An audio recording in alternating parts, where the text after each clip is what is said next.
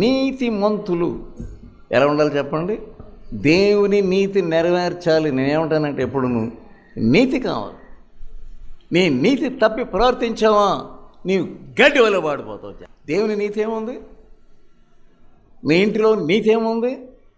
నువ్వు అక్రమమును నువ్వేం చేస్తున్నావు అంటే సమర్థిస్తున్నావు. నువ్వు అక్రమము సమర్థించేవాడు నీతిమంతుడు కానే కాదు. నీ పిల్ల తప్పు చేస్తున్నప్పుడు తప్పును తప్పుగానే ఖండించాలంతే. సమర్థించుకో, నీతిని పోగొట్టుకోకు. నువ్వు నీ తమ్ముడు తప్పు చేస్తున్నప్పుడు ఖండించాలంతే. అది నీతి అంటే. పర్వాలేదులే అందరూ ఇలా చేస్తున్నారు కదా, వాళ్ళు వీళ్ళు ఇలా చేస్తున్నారు కదా, దానికి ఏం పర్వాలేదులే అని నీవు నీతిని తప్పమా జాగ్రత్త ఏమనుకుంటున్నావు?